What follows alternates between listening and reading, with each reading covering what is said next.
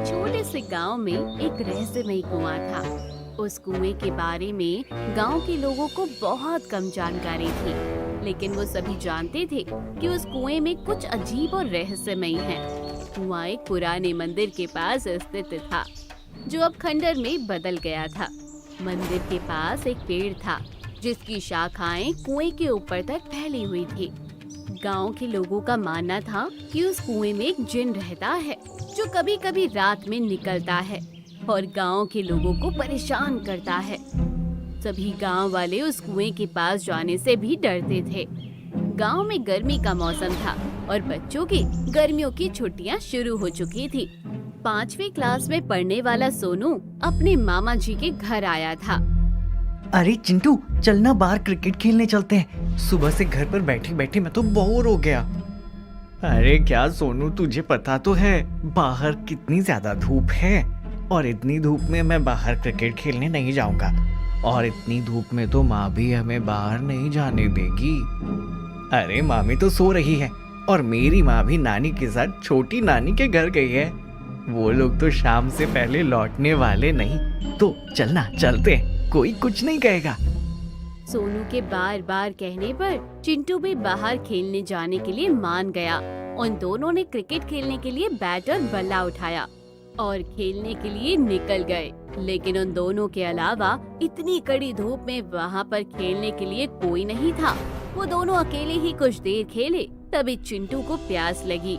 मुझे बहुत तेज प्यास लगी है, तू थोड़ी देर यहीं पर रुकना, तब तक मैं घर से पानी पी कर आता हूँ। अच्छा ठीक है, तू घर पर पानी पीने के लिए जा ही रहा है तो मेरे लिए भी एक बोतल पानी ले आना। चिंटू घर पर पानी पीने के लिए चला गया। सोनू को भी बहुत गर्मी लग रही थी, इसलिए वो पेड़ की छांव में बैठने के लिए आसपास पेड़ को ढूंढने लगा। अरे यार, यहाँ पर तो आसपास कोई पेड़ ही नहीं है। मन कर रहा है कि थोड़ी देर पेड़ के नीचे बैठ जाऊं। सोनू एक पेड़ की तलाश कर ही रहा था कि तभी उसे दूर एक पेड़ दिखाई देता है। वो भागता हुआ उस पेड़ की तरफ बढ़ता है तो देखता है कि उस पेड़ के बगल में एक कुआं है। लगता है ये वही कुआं है जिसके बारे में सब लोग बात करते रहते हैं कि इसके अंदर एक जिन है। अच्छा, तो यही वो कुआं है जिसके डर से यहाँ पर कोई आता नहीं है। लेकिन मुझे तो यहाँ पर कोई जिन दिखाई नहीं दे रहा। लोग भी ना कुछ भी बोलते हैं। चिंटू तो पानी लेकर पता नहीं कितनी देर में आएगा। मैं इस कुएं से ही पानी पी लेता हूँ। सोनू कुएं से पानी खींचता है और वो उस पानी को पी लेता है। अरे वाह, ये पानी तो बहुत ही ठंडा था और मीठा भी। इतना स्वादिष्ट पानी तो मैंने पहले कभी नहीं पिया। थोड़ा और पी लेता हूँ। सोनू फिर से कुएं से पानी खींचकर पी लेता है और गांव वालों का मजाक उड़ाने लगता है। ये गांव वाले भी ना किसी भी अफवाह को सच मान लेते हैं। किसी ने कह दिया कि कुएं के अंदर जिन है तो गांव वालों ने यहाँ आना ही बंद कर दिया, जबकि मुझे तो यहाँ पर ऐसा कुछ भी नजर नहीं आ रहा। ये सब कुछ झूठी अफवाह है। घर जाकर सबको बताऊंगा कि मैंने कुएं से पानी पिया है। सोनू खुश होता हुआ वहाँ से जाने लगता है। तभी उसे पीछे से किसी की आवाज आती है। गांव वालों की बातों को अफवाह समझ रहे थे, लेकिन तुम्हें ये नहीं पता कि गांव वाले कुछ भी बेकार में नहीं कहते। अच्छा भला यहाँ पर कोई नहीं आता था, तो तुम्हें यहाँ आना जरूरी था क्या? अब मुझे मजबूरन तुम्हें अपने साथ लेकर जाना पड़ेगा। उस आवाज को सुनकर सोनू डर गया। उसने जैसे ही पीछे मुड़कर देखा तो उसके सामने एक बहुत बड़ा जिन था। सोनू उसे देखकर चीखने लगा। कोई बचाओ मुझे, ये जिन मुझे अपने साथ ले जाएगा। कोई बचाओ मुझे। अब भले ही तुम कितना भी चिल्ला लो, लेकिन तुम्हें यहाँ बचाने के लिए कोई नहीं आएगा। सबने तो यहाँ आने से मना किया था तुझे, लेकिन तुमने किसी की नहीं मानी। तो अब इसका खामियाजा तो तुम्हें भुगतना ही पड़ेगा। सोनू जिन से बचने के लिए जोर जोर से चिल्लाता है, लेकिन डर के मारे वहाँ पर कोई भटकता भी नहीं था, इसलिए उसकी मदद के लिए वहाँ पर कोई नहीं आ पाता। लेकिन तभी उसके चिल्लाने की आवाज चिंटू के कानों में पड़ती है, जो घर से पानी की बोतल लेकर आ रहा था। अरे ये सोनू के चिल्लाने की आवाज कहाँ से आ रही है? मैं तो यहीं पर छोड़कर गया था, वो कहाँ चला गया? चिंटू सोनू की आवाज की तरफ गौर करता है। उसका ध्यान कुएं की तरफ जाता है। वो थोड़ा आगे की तरफ जाकर एक पेड़ के पीछे छिपकर देखता है तो उसे वो जिन दिखाई देता है जो सोनू को कुएं के अंदर ले जा रहा था। चिंटू भी बहुत ज्यादा घबरा जाता है। वो वहाँ से भागता हुआ सीधे घर आता है। माँ वो सोनू। अरे क्या हो गया? तू इतना घबराया हुआ क्यों है? क्या हुआ? और सोनू कहाँ है? वो सोनू कुआं। क्या? कौन सा कुआं? अरे ठीक ठीक से बोलना, क्या हुआ? कहाँ पर है सोनू? माँ हम दोनों बाहर खेलने गए थे और मैं घर में पानी पीने के लिए आया था। तब मैं पानी पीकर वापस जाने लगा तो मुझे सोनू के चिल्लाने की आवाज आई और जब मैं चलकर आगे की तरफ गया तो वो कुएं वाला जिन सोनू को अपने साथ कुएं में ले जा रहा था। क्या? अरे ये तो क्या कह रहा है? इसका मतलब वो जिन सोनू को अपने साथ लेकर चला गया। मना किया था ना तुम दोनों को वहाँ पर मत जाना। क्यों गए तुम दोनों वहाँ पर? सोनू की माँ और नानी घर के अंदर आई ही थी कि तभी उन्हें ये बात सुनने को मिलती है और वो दोनों बुरी तरह से घबरा जाती है। क्या वो जिन मेरे सोनू को अपने साथ ले गया? मुझे अभी अभी वहाँ पर जाना होगा। वो न पता नहीं वो मेरे बच्चे के साथ क्या करेगा। नहीं नहीं सरिता, तू वहाँ पर नहीं जाएगी। हम जैसे आम इंसान उस जिन को काबू नहीं कर सकते। हमें सोनू को बचाने के लिए कोई तरीका ही ढूंढना होगा। लेकिन दादी माँ, आज तक जिन भी लोगों को जिन अपने साथ कुएं में लेकर गया वो फिर कभी बाहर नहीं आए, तो हम सोनू को कैसे बचा पाएंगे? मैं कुछ नहीं जानती। भले ही आज तक कोई उस कुएं से वापस आया हो या ना आया हो, लेकिन मैं अपने बेटे को उस कुएं वाले जिन से बचाकर जरूर लाऊंगी। सरिता अपने बेटे को बचाने के लिए गांव के पंडित जी के पास जाती है और उन्हें सारी बातें बताती है। माफ करना सरिता बेटी, लेकिन इसमें मैं तुम्हारी कोई मदद नहीं कर सकता। वो कुआं श्रापित है और वो जिन एक बार किसी को कुएं के अंदर ले जाता है तो फिर वो वापस कभी नहीं आता। तुम्हें सच्चाई को अपनाना होगा बेटी। नहीं पंडित जी, ये सच्चाई नहीं है। मैं अपने बेटे को वापस ला कर ही रहूंगी। सरिता अपने बेटे को वापस लाने के लिए बहुत लोगों के पास मदद के लिए जाती है, लेकिन कोई भी उसकी मदद नहीं कर पाता। सब लोग कुएं का नाम सुनकर ही डर जाते हैं, वहाँ पर आते ही नहीं। सरिता बहुत परेशान हो जाती है और रोने लगती है। सरिता दीदी, मैं आपकी हालत समझ सकती हूँ, लेकिन हम कुछ कर नहीं सकते। वो जिन इतना खतरनाक है कि अगर हम वहाँ गए तो वो हम में से किसी को भी नहीं छोड़ेगा। अरे लेकिन मैं ऐसे कैसे उम्मीद छोड़ दूं? मेरा दिल कहता है कि मेरा सोनू मेरे पास लौटकर वापस जरूर आएगा। सरिता ये कह ही रही थी कि तभी वहाँ पर उसका पति और सास आते हैं। हमें सब पता चल गया है कि हमारे पोते के साथ क्या हुआ है, इसलिए भेजा था क्या हमने तुम लोगों को यहाँ पर कि तुम लोग मेरे पोते को मार डालो। आज के बाद यहीं पर रहना, क्योंकि अगर मेरा पोता नहीं रहा तो अब से तुम भी मेरे घर की बहू नहीं रही। सब तुम्हारी ही गलती है। सरिता के ससुराल वाले उसे वहाँ छोड़कर चले जाते हैं और उसका पति किसी और से दूसरी शादी कर लेता है। सरिता के ऊपर दुखों का पहाड़ टूट जाता है, क्योंकि एक तो पहले से ही वो अपने बेटे को खोने के दुख में थी, ऊपर से अब उसके पति ने भी उसे छोड़ दिया था। एक दिन की बात है, सरिता दीदी, आज चिंटू खेलने चला गया है और मेरे सर में बहुत दर्द हो रहा है। क्या आप इन्हें खेत में खाना देकर आ जाओगी? ठीक है, वैसे भी पूरा दिन घर बैठकर करती ही क्या हूँ मैं, बस आप लोगों पर बोझ बनकर ही रह गई हूँ मैं। अरे आप कैसी बात कर रही हो दीदी? आज के बाद फिर कभी ऐसी बात मत कहना। आप हमारे ऊपर बोझ नहीं हो। गीता सरिता को आश्वासन देती है और सरिता अपने भाई के लिए खाना लेकर खेत की तरफ निकल जाती है।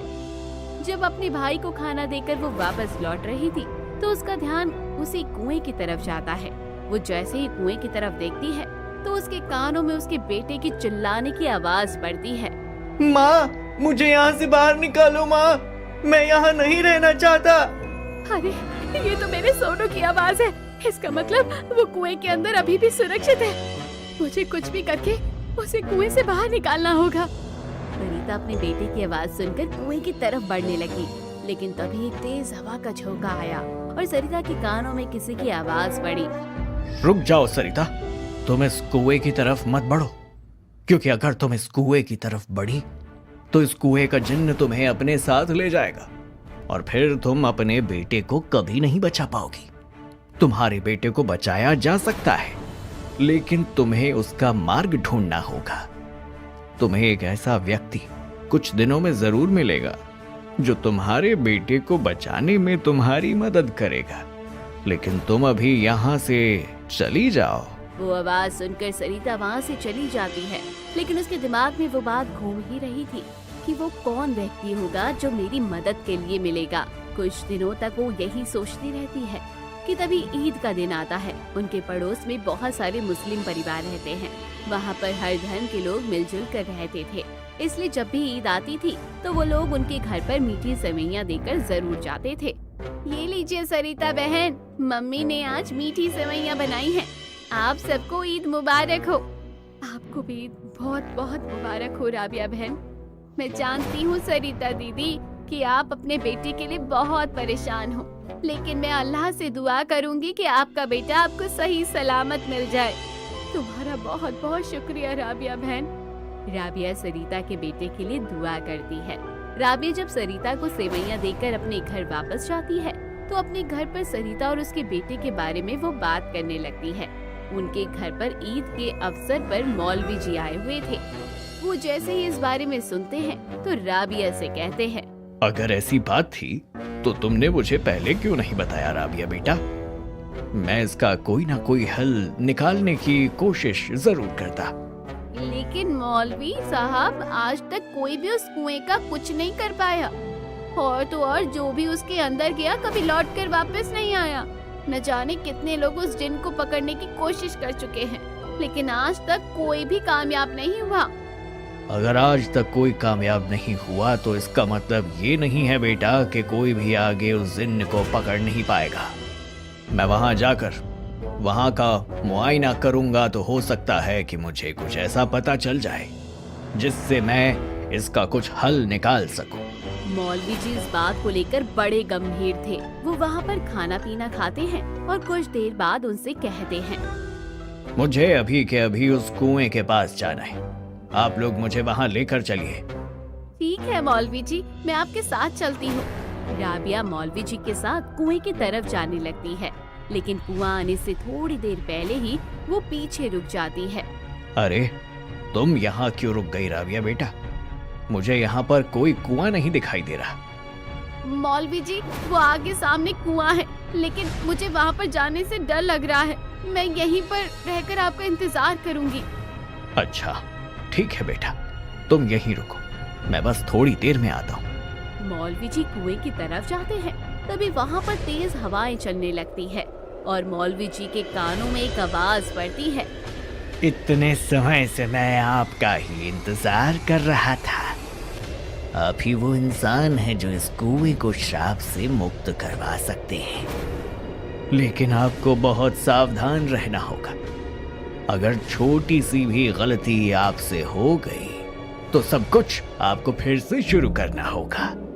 जैसे ही मौलवी जी के कानों में ये आवाज पड़ती है, वहाँ पर चल रही हवाएं अचानक शांत हो जाती हैं। मुझे सावधान रहकर काम करना होगा। मुझे पहले ही चेतावनी दे दी गई है और मुझे चेतावनी का ध्यान रखना होगा। मौलवी कुएं के पास जाकर खड़े हो जाते हैं और कुछ मंत्रों को बोलते हुए कुएं के अंदर फूंक मारते हैं। वो जिन कुएं से बाहर निकल आता है। अच्छा, तो तुम हो वो जिन जो गांव के लोगों को अपने साथ ले जाता है।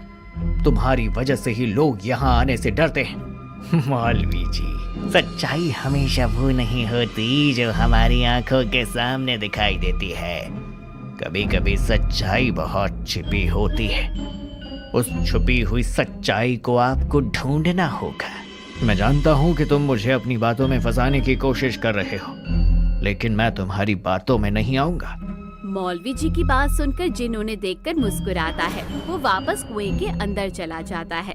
मौलवी जी अपनी शक्ति से दोबारा उसे कुएं के बाहर बुलाने की कोशिश करते हैं, लेकिन वो दोबारा कुएं से बाहर नहीं आता। मौलवी जी आसमान की तरफ देखकर अल्लाह से दुआ करते हैं, या अल्लाह, मेरी मदद कर। इतना कहकर वो वापस राबिया के साथ उनके घर चले जाते हैं और कुछ दिन तक वहीं पर रुकने का फैसला करते हैं। मैंने ये ठान लिया है कि जब तक मैं इस कुएं और जिन्न के रहस्य को सुलझा नहीं देता, तब तक मैं यहीं पर ठहरूंगा और इस कुएं का रहस्य सुलझा कर ही यहाँ से लौटूंगा। रात को मौलवी जी अल्लाह से दुआ इबादत करके सोने के लिए चले जाते हैं कि तभी उन्हें सपने में अपने गुरुजी दिखाई देते हैं, जिनसे उन्होंने आध्यात्मिक शिक्षा ली थी। तुम जो करने जा रहे हो उसके लिए तुम्हें इस गांव के आखिरी छोर पर जाना होगा। वहां पर एक बहुत बड़ा मैदान है। उसी मैदान में उस जिन्न का रहस्य छिपा है। तुम्हें वहां पर जाकर उसे ढूंढना होगा, वरना कभी उसका रहस्य उजागर नहीं कर पाओगे। जैसे ही वो ये सपना उनका पूरा होता है, तभी मौलवी जी की नींद टूटती है। वो देखते हैं कि सुबह हो चुकी है और सुबह के सपने अक्सर सच होते हैं। तो मौलवी जी सुबह सुबह अल्लाह की इबादत करके सपने में अपने गुरुजी के बताए गए अनुसार गांव के आखिरी छोर तक पहुंच जाते हैं, जहां उन्हें बहुत बड़ा खाली मैदान दिखाई देता है। ये मैदान तो बहुत ही बड़ा है। इसके अंदर कुछ ढूंढने जाऊंगा तो बहुत समय लगेगा। या अल्लाह मदद कर, मुझे कोई संकेत दे जिससे मुझे वो रहस्य ढूंढने में आसानी हो। मौलवी जी के इतना कहते ही आसमान में तेज बिजली चमकने लगती है और कड़कड़ाई आवाज के साथ वहाँ पर बारिश शुरू हो जाती है। लेकिन बारिश सिर्फ मैदान के इलाके में ही हो रही थी। मौलवी जी समझ जाते हैं कि मैदान के उसी इलाके में सारा रहस्य छिपा है। उसी समय बारिश भी रुक जाती है और मौलवी जी जल्दी से मैदान के उसी इलाके में पहुंच जाते हैं जब बारिश हुई थी। वो वहाँ पर कुछ मजदूरों को लेकर गए थे। वो उनसे वहाँ पर खुदाई करवाते हैं, लेकिन वहाँ से उन्हें कुछ नहीं मिलता।